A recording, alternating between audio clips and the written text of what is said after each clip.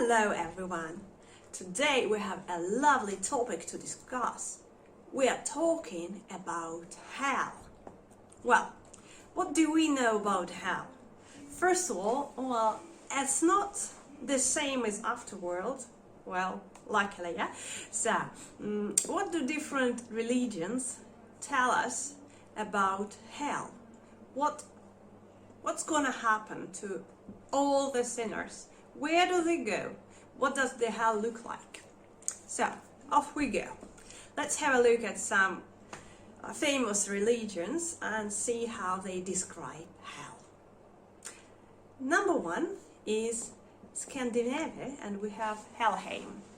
Well, Helheim is one of the afterworlds. It's just one of them, yeah, but it's for everybody who's dead. It's a dark, cold and very boring place. So everybody there suffers from cold, from boredom, and they're very unhappy. And they stay there forever, for eternity. Whether you're a human or a guard, you cannot get out of Helheim. Do you understand? Can you get the idea how horrible it is? Well, that's life in Scandinavia. Okay. So, what goes next? Next, we have ancient Greece. What do we know about ancient Greece? What do we know about the underworld of ancient Greece? Well, first of all, they also have a place similar to hell, which is called Tartarus. So, sinners and also some heroes, if, well, they don't get along well with guards, the guards, then they go to Tartarus, to hell. What awaits us in hell if you come from ancient Greece? Well, first of all, hell is not always about ice and cold and demons torturing you. Sometimes it's very different. So, if we have a look at how in ancient Greece, do you know there is an expression, Sisyphean labor, which means endless and fruitless work? So no matter how hard you try, you fail, and it goes on and on and on and on forever. Well, this expression, Sisyphean labor, it comes from Sisyphe. And, well, this describes his punishment in Tartarus. He had to push a huge rock up the mountain. And when he nearly finished, then the rock rolled back. And he had to do it over and over and over again. Well, maybe it's not fire and it's not a torture, but it's a severe punishment good enough for hell. Alright, so what goes next? Well, next goes ancient Aztec. So what was their idea about hell? First of all, they had heaven, and they also during their lives they had this class division. So if you were a priest, you got all the best during your life, and if you were a peasant, you got what's left. So actually this system somehow transferred to heaven. So the priests went to the best heaven, and peasants somewhere else. But it was also heaven. As for hell, they had kind of equality there, so no matter whether you were a priest or a peasant, if you were a sinful person, hell, and you were punished there. Also, in hell, they had kind of 9 different circles of hell, so a person was purified in each circle, and after he kind of resurrected. So he was reborn, he had this reincarnation in the next life. So kind of fair system. Next, we have ancient Egypt. Yay, ancient Egypt. Okay, what do we know about ancient Egypt? First of all, ancient Egyptians, they were very concerned about afterlife. If you know, all the system was somehow, for pharaohs and everything, it was constructed, it was made up to be for the afterworld. So what happened? First of all, when a person died, he didn't go to hell or heaven straight away. So what happened? He was judged, and the judges were to decide whether he deserves heaven or not. So how? They had scales. So here you've got a heart, and here you've got the truth. The truth was a statue of a goddess, and then you kind of consider which one is heavier. And if this heart is not heavy enough, then you have no chance to go to heaven. And if you don't have a chance to go to heaven, do you go to hell? Not in ancient Egypt, actually. If you were a sinner and you had no chances of going to heaven, then you were eaten by a terrible beast. And everything stopped. So in a way, we can see that non-being was considered worse than eternal hell, than eternal punishment. Well, and this is something unusual, yeah, which is different from other systems that we've just seen. Okay. All right. So the next underworld is in Buddhism. So what do we know about hell in Buddhism? First of all, they don't have just one hell. They have 16 different hells. 8 of them are hot and 8 of them are cold.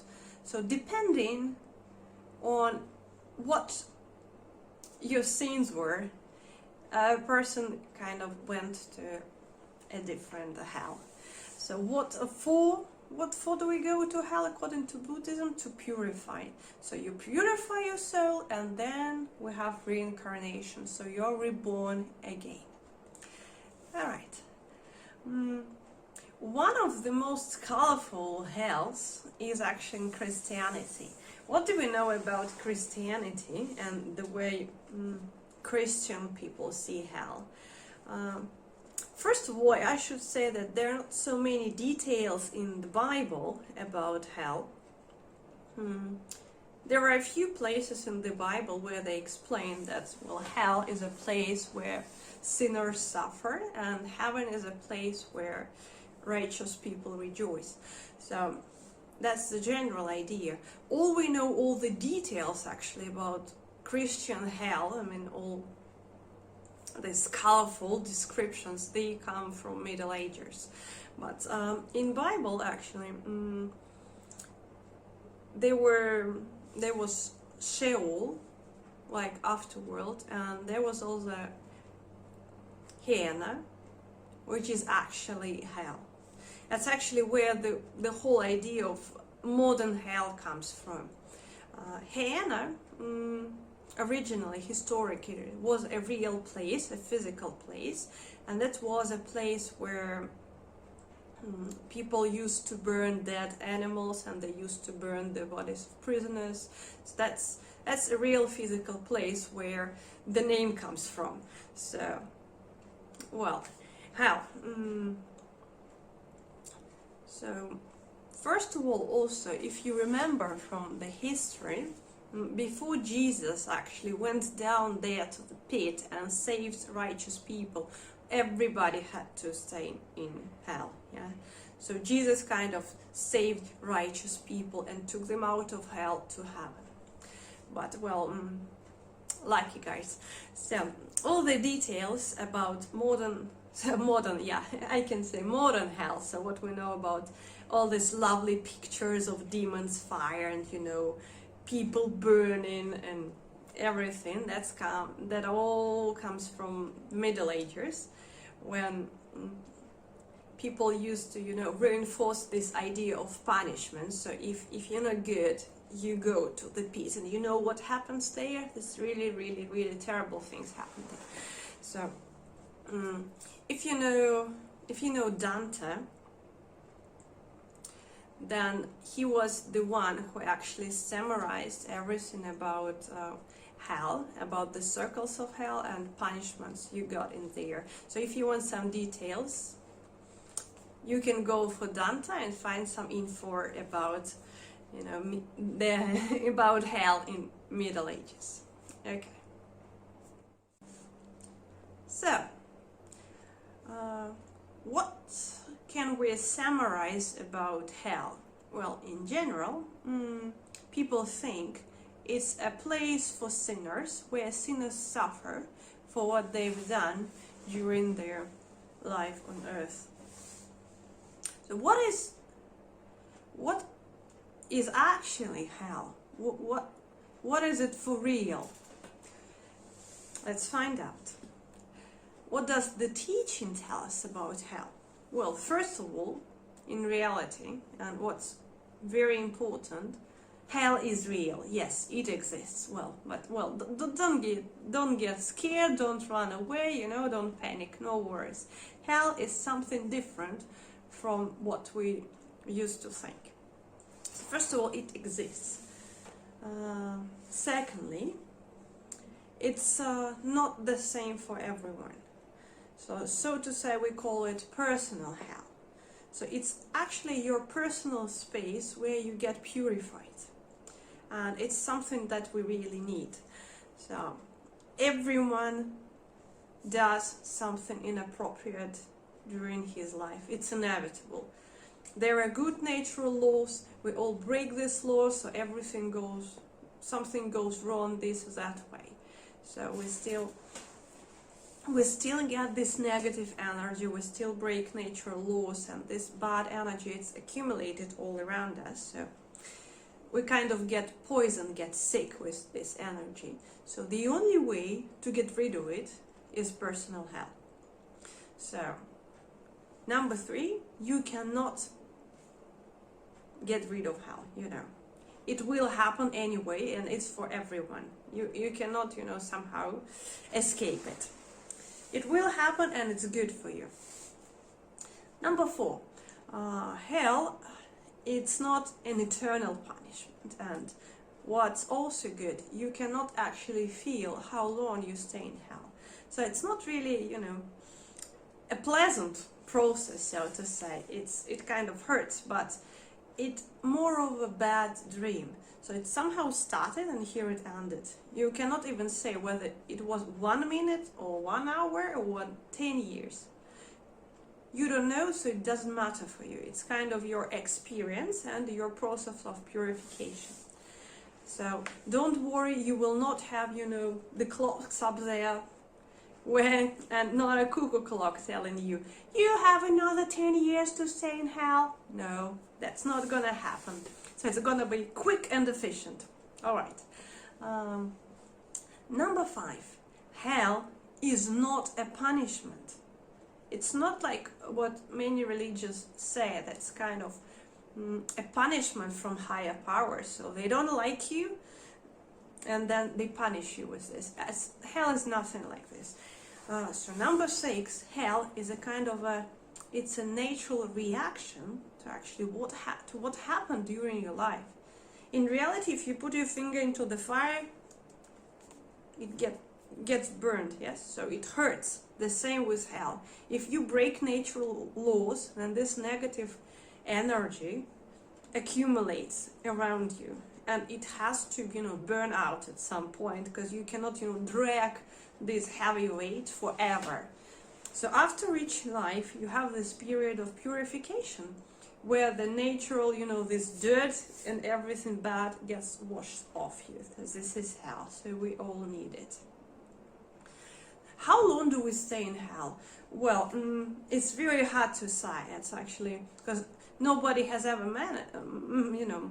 measured it, but it has some natural laws. So if you burn your finger, it takes some time to heal it. The same with hell. It takes some time for each person to purify himself. So it takes a while. It might be shorter but more intense for someone, and can be longer and less intense for someone, but as a person doesn't feel the timing in hell, it actually doesn't matter whether you stay there for a minute or 10 years. It's all the same, which is good. 7, a person actually realizes the cause and effect. So if during our lives we do not usually see when we not see that we actually did something wrong, and that's why we got this negative energy. Sometimes we understand, sometimes we don't. But in hell, it's somehow revealed to us. So we can see that, wow, that was my action that actually caused this negative energy accumulation, and now I have to clean it. I have to wash it off me, I have to burn it off, or whatever. So you get the idea why it happened and why you feel so bad now. It's actually similar to understanding why you're sick. So you got sick, and then, wow, in hell, I got sick because, the weather was cold and I was wearing nothing, and so that was the idea. My immune system suffered, and that resulted that I got a cold. Well, same with, so to say, bad actions in hell. When you feel the idea where this negative energy comes from, and it's very important because you make conclusions. You say, wow, I did this and it was bad, and now, ow, it hurts, not gonna do it again. As same as with fire, it's your experience. If you put your finger once into fire and you got burnt, you're not gonna do it again because you understand the cause and the effect. So the same with hell. Alright, so to sum up, how should we, address the whole idea? How should we feel about hell? First of all, we should understand that it's very, very important, and we really need it, and it's very good for us. So, because we've got a lot of negative energy accumulated, and it burns off in hell, and we can go to our next lives. We can, continue our journey in the world of energy, and then after in the next lives without carrying this awful weight and energy. So it's a process of purification, very, very important for us. So if really a person could escape hell, he wouldn't really do it, because otherwise, it's like avoiding a bath. I want to stay dirty and unhealthy and yuck, I don't want to wash myself, which is not really reasonable. So hell is good. What's more, you don't have to suffer there forever, as you don't feel the time, it just happens, and then you clean. So that's the idea of hell. So let's stay safe and let's enjoy this experience when it comes, because it's good for us. Well, that's it for today, and I'll see you next time. Bye bye.